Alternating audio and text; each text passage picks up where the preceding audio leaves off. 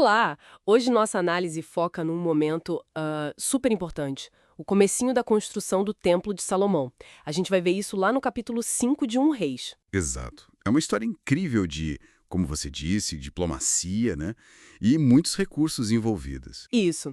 Tudo começa com Salomão. Ele tinha acabado de assumir como rei e, diferente do pai Davi, ele tinha paz no reino. Uma paz que Davi realmente não conheceu, né? Muitas guerras na época dele. Pois é. E aí Salomão pensa: bom, agora é a hora de construir o templo.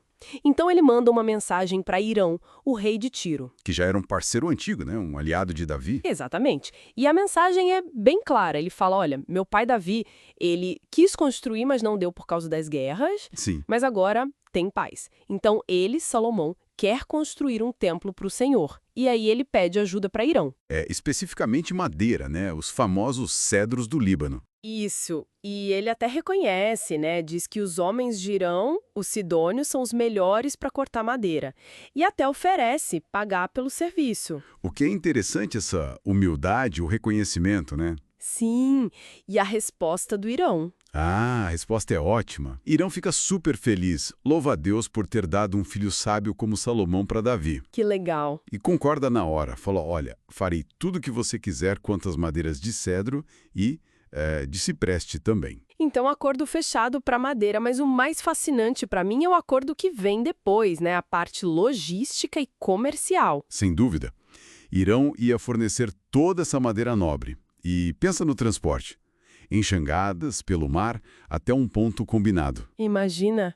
E a troca? O que Salomão daria? Aí que tá. Salomão pagaria anualmente com comida para a casa real de Irão. E não era pouca coisa, não. Não mesmo, os números são... São 20 mil coros de trigo. Isso dá mais de 4 milhões de litros. E 20 mil batos de azeite de oliva puro. Tipo uns 440 mil litros. Todo ano. Nossa, uma quantidade absurda de alimento. Isso devia ser muito valioso para Tiro, né? Com certeza. Garantiu os materiais para Salomão e para Irão era um suprimento constante e vital. Além disso, claro, solidificou a aliança. Fizeram até um tratado formal de paz. Ok, então a madeira está garantida, a parceria está forte, mas e gente para fazer o trabalho? Porque um templo desse tamanho... Exato. Aí entra outra parte impressionante. A mão de obra. É aqui que a escala fica, assim, gigantesca. Salomão convoca o que o texto chama de trabalho forçado. É uma conscrição, né? Um sistema comum na época para grandes obras do Estado. Mas imagina o impacto disso na população. Pois é. Foram 30 mil homens de todo Israel. 30 mil. E olha a organização, eles não iam todos de uma vez. Não, tinha um esquema de rodízio, né? Para não parar a vida no reino. Isso. 10 mil iam para o Líbano trabalhar por um mês.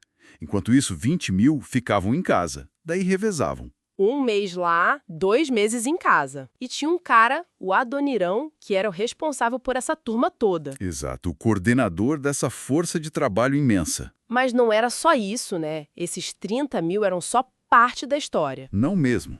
Além deles, Tinha mais 70 mil homens que eram transportadores, carregadores de carga. 70 mil? 70 mil! E mais 80 mil cortando pedras. Nas montanhas. 80 mil. Cara, se a gente soma tudo isso, 30 mil no Líbano em rodízio, 70 mil carregando, 80 mil cortando pedra, dá mais de 180 mil pessoas envolvidas diretamente. É muita gente. Tentar imaginar a logística para organizar, alimentar, alojar essa gente toda há quase 3 mil anos. É como gerenciar uma cidade média que surge do nada, né?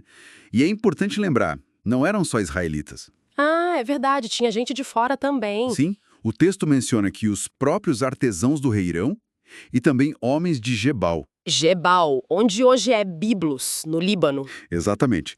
Eles também trabalhavam junto, preparando a madeira e as pedras. Uma colaboração internacional, digamos assim. Uau! E as pedras? Eram pedras especiais, né? Muito especiais. A ordem do rei Salomão foi clara: tirar da pedreira blocos grandes, pedras de altíssima qualidade.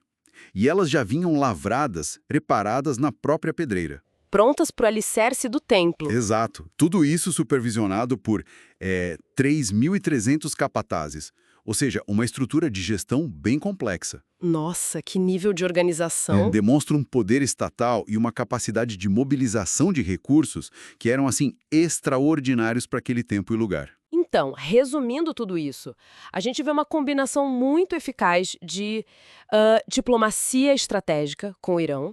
Sim, um acordo comercial super vantajoso para conseguir a matéria-prima-chave, que era a madeira. E uma mobilização de pessoas numa escala, olha, monumental.